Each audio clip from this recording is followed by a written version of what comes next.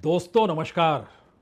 भारत की अर्थव्यवस्था भारत की विदेश नीति पर टिकी है या भारत की विदेश नीति भारत की अर्थव्यवस्था पर टिकी है?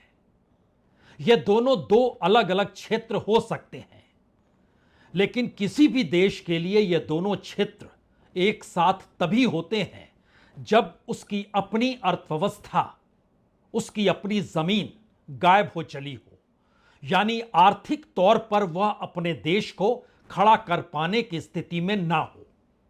उत्पादन को लेकर, मजदूरों को लेकर, जरूरतों को लेकर और शायद कैपिटल को लेकर भी जो इन्वेस्टमेंट भारत के बाजारों में होता है, तो क्या वाकई भारत की अर्थव्यवस्था इतनी ज्यादा अब दुनिया के दूसरे देश की अर्थव्यवस्था या बाजार या व्यापार पर जाकर टिक चुकी है, जहां पर हमारी विदेश नीति भी उसी रास्ते चलेगी? या फिर इस दौर में हमारी विदेश नीति ने उसी लकीर को पकड़ा है जिससे सिर्फ और सिर्फ भारत की तमाम कमजोरियां छिपती चली जाए या फिर उन्हें छिपाने का मौका मिल जाए?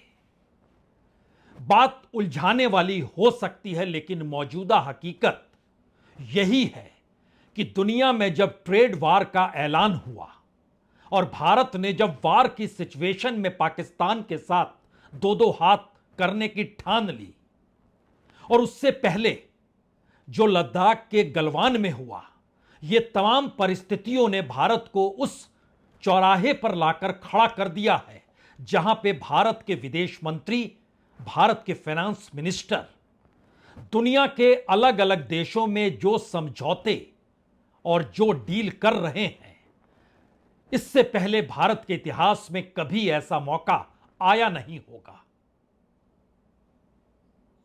आप क्या वाकई गलवान को भूल चुके हैं? भारत के 20 सैनिक शहीद हुए थे। क्या आप पहलगाम को भूल चुके हैं, जिसके बाद भारत ने पाकिस्तान के ऊपर हमला करने की ठानी? क्या वाकई आप भूल चुके हैं कि जब पाकिस्तान पे भारत ने हमला किया तो उस वक्त की जो परिस्थितियां थी उसमें आतंकवाद को आश्रय देने का खुला सबूत पाकिस्तान की जमीन पर मौजूद था, इसीलिए भारत ने वहां के आतंकवादी ठिकानों को निशाने पर लिया? यह तो याद होगा। लेकिन क्या यह भूल चुके हैं भारतीय सेना ने कहा कि पहली बार भारत 3 देशों से लड़ रहा था? पाकिस्तान तो सामने था, लेकिन दूसरी तरफ चीन था। चीन जो अपने हथियारों का प्रयोग भी पाकिस्तान को देकर करवा रहा था और पूरी स्ट्रेटजी और पूरे इक्विपमेंट्स का इस्तेमाल वो पाकिस्तान के लिए सूचना देने के तौर पर कर रहा था। क्या भूल चुके हैं?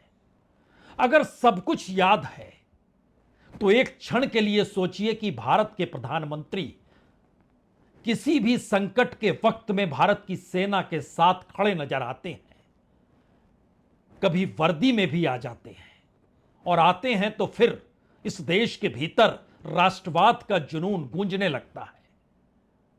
नेशनलिज्म क्या होता है, यह सीमा और सैनिकों के आश्रय ही यह देश आज से नहीं, 1947 के बाद से, वो 48 का दौर हो, वो 55 का दौर हो, वो 62 का दौर हो, किसी भी दौर में, वो 71 का दौर हो, वो करगिल का दौर हो, किसी भी दौर में भारत हर परिस्थिति में सैनिकों के साथ खड़े होकर राष्ट्रवाद के जुनून को अपना लेता है। लेकिन भारत के भीतर एक सेना के अधिकारी जब खुले तौर पर यह कहने से चूकते नहीं हैं, और वो सेना का अधिकारी कोई छोटा मोटा अधिकारी नहीं है, बकायदा फैक्ट के साथ भारत के deputy chief of army staff lieutenant general Rahul R Singh जब ये कहते हैं कि दरअसल हमारे लिए तो अब नॉर्थ का बॉर्डर भी खुल गया है जहां पर चीन मौजूद है, क्योंकि जब ऑपरेशन सिंदूर चल रहा था तो वहां पर ना सिर्फ उसने हथियारों का इस्तेमाल किया, बल्कि अपने हथियारों की टेस्टिंग वो कर रहा था पाकिस्तान के जरिए। एक बार उनकी बात सुन के ऑपरेशन सिंदूर, पहलगाम, आतंकवाद, पाकिस्तान, चीन, चीन के पाकिस्तान के साथ रिश्ते, सब याद कर लीजिए शुरुआत में ही। A few lessons that I thought I must flag as far as Operation Sindoor is concerned. Firstly, one border, two adversaries. So we saw Pakistan one side, but adversaries were two, and if I would say actually four or three actually. So Pakistan was the front face. We had China providing all possible support, and it's no surprise because if you were to look at statistics, in the last 5 years, 81% of the military hardware that Pakistan is getting is all Chinese, 81% of that. So it's no surprise. And China, of course, the good old dictum, killed by a borrowed knife, 36 stratagems that China talks about, killed by a borrowed knife. So he would rather use the neighbor to cause pain than getting involved in the mud slinging match on the northern border. So that is what he's seen. And another thing that China perhaps has seen is that he's able to test his weapons against, say, various other weapon systems that are there. It's like a live lab which is available to. So it's a good, that is what is something we have to be very, very cognizant about.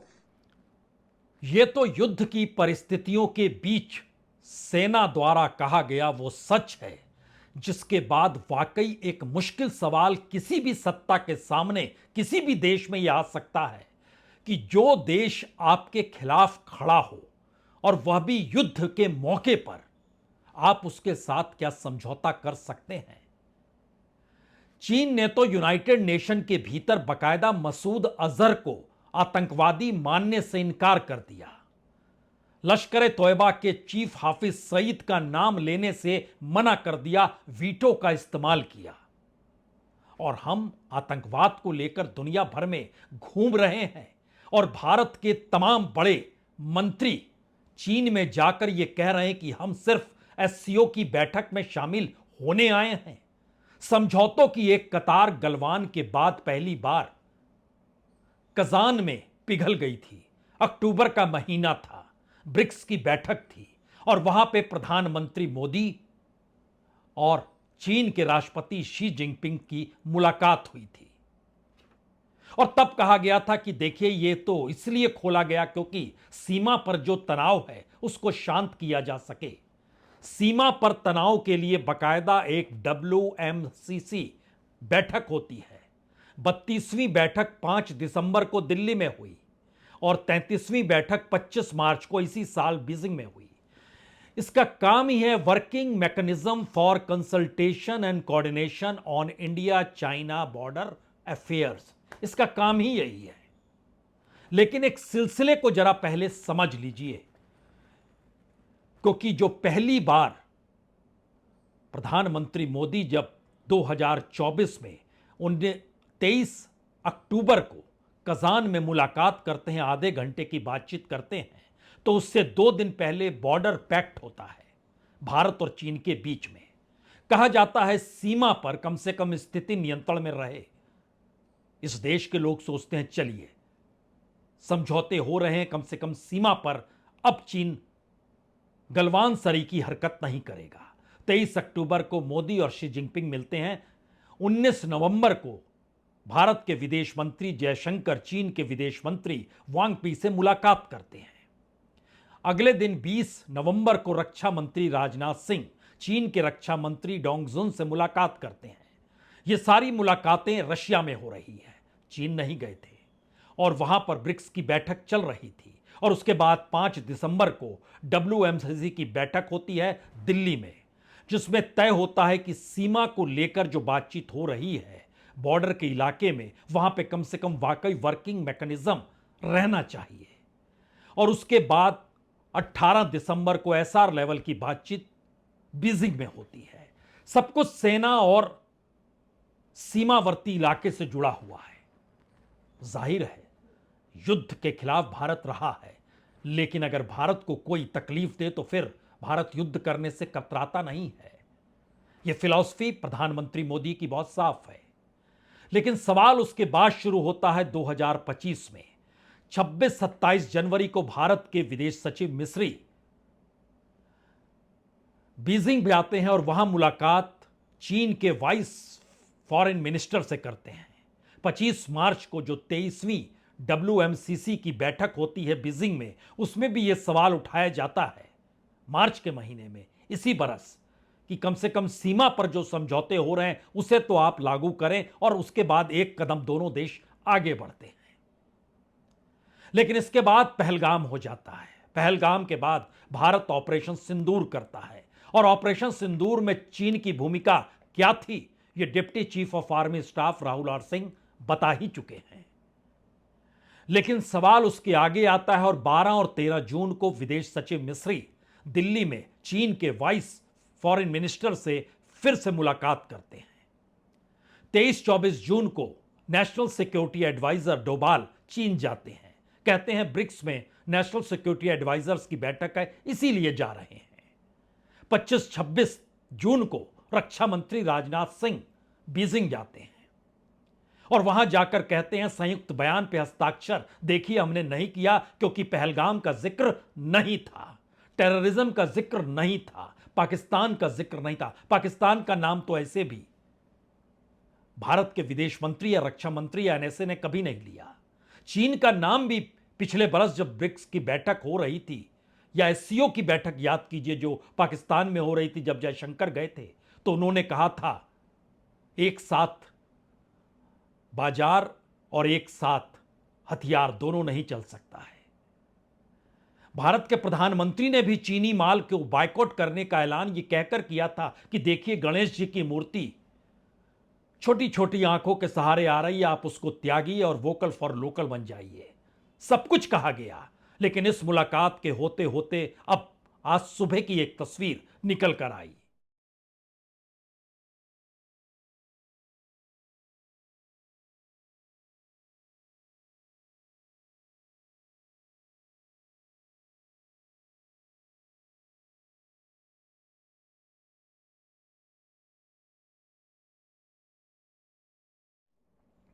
इस मुलाकात ने 3 बड़े सवालों को जन्म दे ही दिया। क्या भारत अब चीन के साथ व्यापार और बढ़ाने वाला है? जो जानकारी आई उसके मुताबिक और बढ़ाने वाला है। यानी ऐसा भी नहीं है कि गलवान के बाद भारत और चीन का बाजार व्यापार कम हो गया था और ज्यादा माल चीन से भारत आने लगा।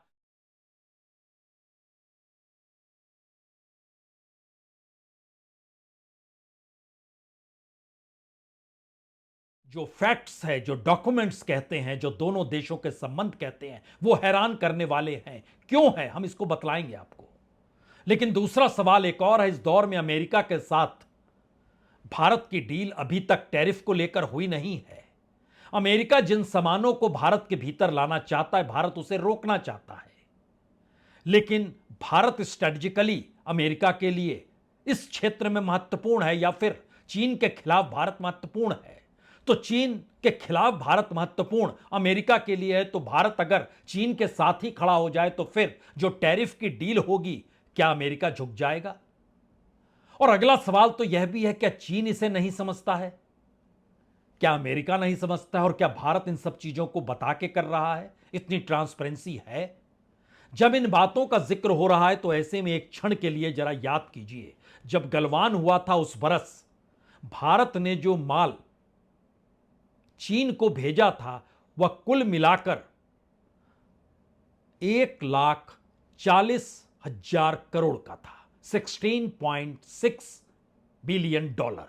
और चीन का जो माल भारत में आया था वह 65.2 बिलियन डॉलर, यानी कई मुकाबले में कहीं ज्यादा और लगभग 48.6 बिलियन डॉलर का नुकसान था भारत के लिए।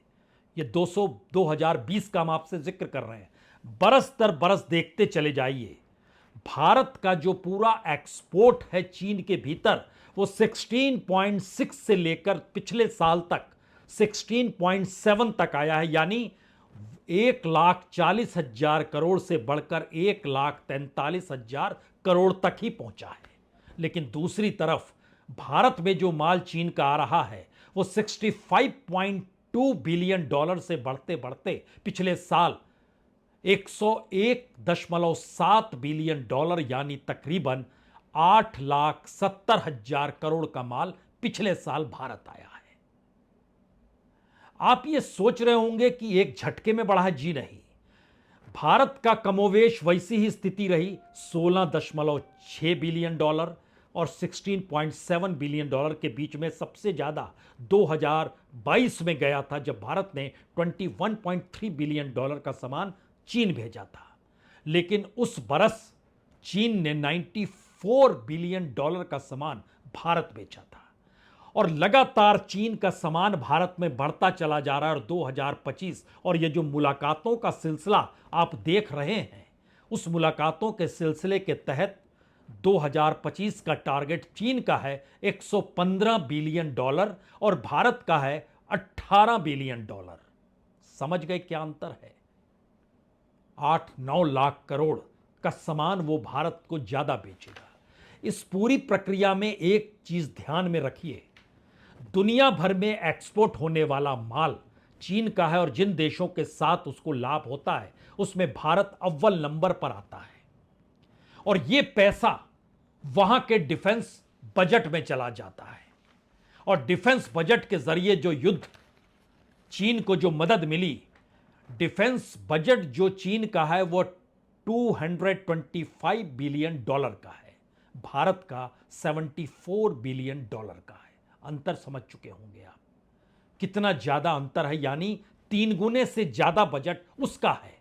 और यह भी समझ जाइए कि अंतर्राष्ट्रीय बाजार में जो भारत का उत्पादन है वो सिर्फ 525 बिलियन डॉलर का है, भारत जो पूरा प्रोडक्शन करता है। लेकिन चीन का जो मैन्युफैक्चरिंग आउटपुट है वो 4.8 ट्रिलियन डॉलर का है, यानी भारत 1 ट्रिलियन का आधा है और वह 4.8 ट्रिलियन डॉलर है। चीन की कमाई किसी ऐसी चीज से नहीं होती है जिसके आश्रय आप ये कहने लग जाएं कि अच्छा व्यापार ही तो कर रहे हैं।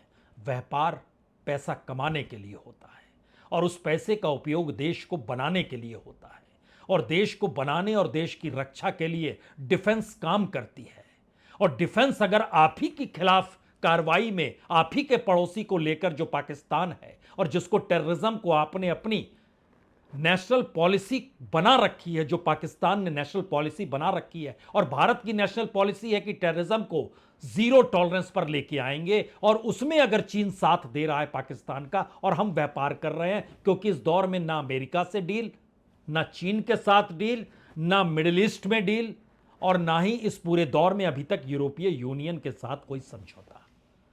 तो क्या भारत अपने पैरों पर खड़ा हो पाने की स्थिति में आर्थिक तौर पर नहीं है? इसीलिए अंतर्राष्ट्रीय बाजार में कच्चा तेल सस्ते में रूस से मिला तो रूस से ले लिया। अमेरिका ने प्रतिबंध लगाया था लेकिन सस्ते में मिल रहा था तो रूस से ले लिया। अब अमेरिका कह रहा है बंद कर दो अन्यथा तुम्हारे ऊपर टैरिफ बढ़ा देंगे, तो भारत धीरे धीरे बंद करते करते एलपीजी तक अब अमेरिका से खरीद रहा है, जो बड़ा कॉस्टली पड़ेगा।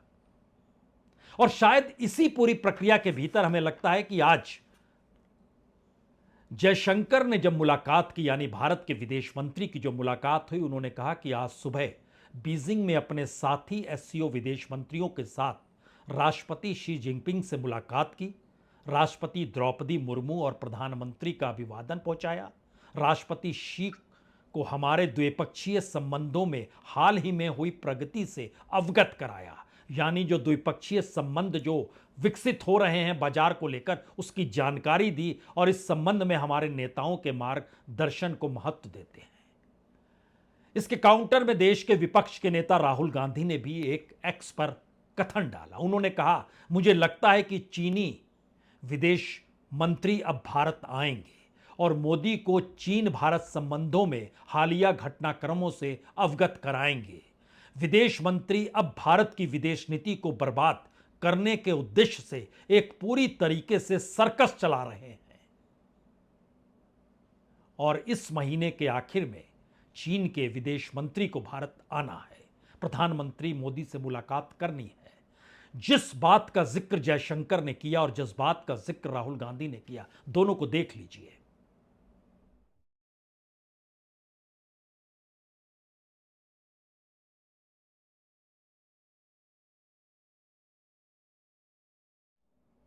वाकई संबंध चीन के साथ बहुत प्रगाढ़ हो रहे हैं और बाजार और व्यापार बढ़ रहा है। सवाल मानसरोवर की यात्रा या गलवान या अरुणाचल प्रदेश का नहीं है। सवाल इस दौर में दोनों देशों के बीच आर्थिक संबंधों में कितना ज्यादा सामान भारत के बाजार में, भारत के घरों में चीनी माल पहुंचेगा, अब यह आने वाले वक्त में हो सकता है एक ऐसी परिस्थिति में खड़ा कर दे जिस तरीके से 1999 से 2007 के बीच में पूरे तरीके से अमेरिका के भीतर चीनी माल घुस गया था और उसने अमेरिकी अर्थव्यवस्था को ही उलट पुलट दिया। जो भी वहां पर मैन्युफैक्चरिंग का काम हो रहा था, 25% नौकरी उस कालखंड में चली गई 1999 से 2007 तक के बीच में, क्योंकि जो सस्ते सामान की लहर अमेरिका के भीतर आई उसने पूरे तरीके से उन जगहों की नींव हिला डाली थी जो मैन्युफैक्चरिंग सेक्टर के तौर पर या विनिर्माण को मुख्य व्यवसाय के तौर पर अपनाते हैं। उसमें वर्जीनिया, उसमें उत्तर कैरोलिना, उसमें मार्सविले।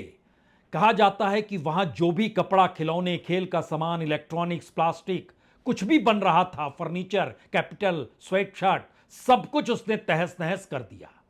बाद में अमेरिका संभला जरूर, लेकिन यह कहा जाने लगा कि दरअसल चीनी माल शुरू में आप उसके खिलाफ जाएंगे लेकिन धीरे धीरे आपके लिए वो नॉर्मल हो जाता है। यानी एक ऐसी परिस्थिति में कोई देश फंस जाए, तो जब अमेरिका उस दौर में फंस गया और अब अमेरिका उससे निकलना चाह रहा है, तो फिर भारत के प्रधानमंत्री नरेंद्र मोदी को इसकी जानकारी क्या नहीं है? क्योंकि जब दूसरे देश से माल आएगा तो प्रतिस्पर्धा, रोजगार देश के भीतर खत्म होगा। जो आय होती है, कमाई होती है, वह कम हो जाएगी, जो इस देश के भीतर का अनूठा सच इस दौर में है। यानी हालात संभले कैसे और संभाले कैसे? क्योंकि किसी कमजोर से पसंदीदा की दिशा में चले जाना, सस्ते माल कहते कहते आप उसके साथ जुड़ते चले जाएं और उसका उत्पादन, चीन की जो खासियत है वो बहुत ही आक्रामक तरीके से उत्पादन करता है और वो किसी भी क्षेत्र में, अब तो वो आर्टिफिशियल इंटेलिजेंस के क्षेत्र में भी आ गया, कम्युनिकेशन के क्षेत्र में आ गया, रोबोटिक्स में आ गया, क्वांटम कंप्यूटिंग में आ गया, फार्मा में आ गया, बैटरी में आ गया, सौर ऊर्जा में आ गया। और उस ध्यान दीजिए तो दुनिया के तमाम बाजारों में, चाहे वो अफ्रीका हो, चाहे लैटिन अमेरिका हो, चाहे दक्षिण पूर्व एशिया और भारत ही क्यों ना हो, पूर्वी यूरोप तक में वो घुस चुका है। लेकिन सवाल इसके बाद का है, क्या इस दौर में वाकई भारत अपने आप अपने पैरों पर खड़ा हो पाने में सक्षम बिल्कुल नहीं है? क्योंकि चाइना के साथ जब आप तुलना करते हैं तो चाइना की जीडीपी जो है 17.7 ट्रिलियन डॉलर है। भारत की इकोनॉमी अभी 4 ट्रिलियन डॉलर भी हुई नहीं है, 3.9 ट्रिलियन डॉलर है। और अलग अलग क्षेत्रों में अगर आप देखते चले जा रहे हैं, किसी भी क्षेत्र में, तो उसने जो प्रोग्रेस की, आप उसके काउंटर में भारत ही दुनिया का एकमात्र देश है जिसके पास लेबर्स की तादाद सबसे ज्यादा है। तो आपको ह्यूमन रिसोर्स का उपयोग कैसे करना है यह वाकई नहीं पता है क्या? और शायद नहीं पता है या उस दिशा में कोई प्रयोग करते नहीं है, क्योंकि हमने अपने पीएसयूज भी कॉरपोरेट के हवाले कर दिए। कॉरपोरेट पर टिकी हुई इकोनॉमी और इकोनॉमिक पॉलिसी इस देश के लोगों से कैसे जुड़ेगी? वह तो प्रॉफिट खोजेगी। जिस तरीके से कोई प्रॉफिट चीन खोज रहा है, कुछ प्रॉफिट अमेरिका खोज रहा है। अमेरिका भारत के बाजार में घुसना चाहता है। भारत के सिर्फ 3 प्रोडक्ट हैं जो एक लिहाज से भारत को लाभ देते हैं। वो फार्मा का क्षेत्र है, वो एग्रीकल्चर का क्षेत्र है, वो टेक्सटाइल का क्षेत्र है।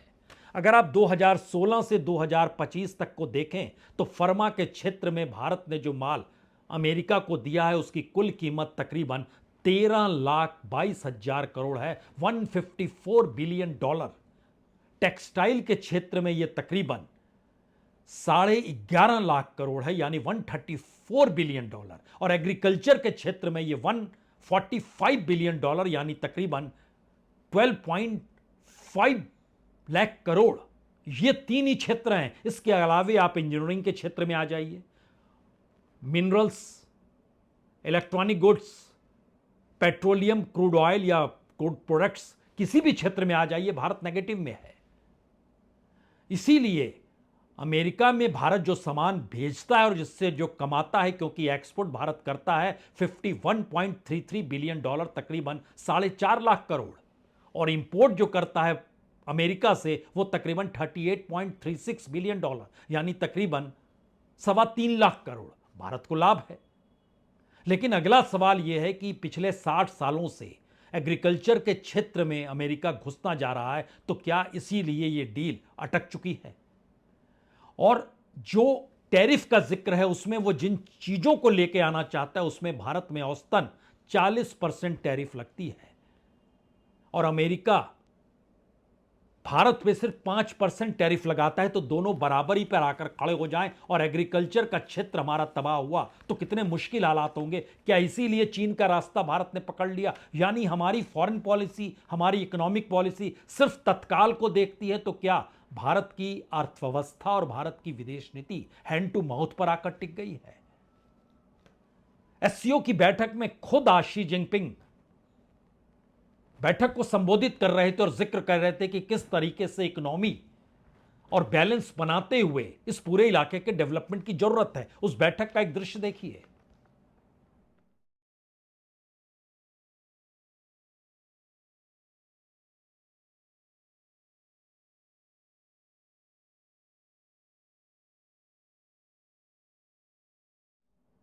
अब इस बैठक की तस्वीरों को देखकर सोचिए कि इस बैठक में जो चर्चा हो रही थी उसमें सिर्फ और सिर्फ भारत चीन को चुनौती देने के लिहाज से जनसंख्या के आधार पर है।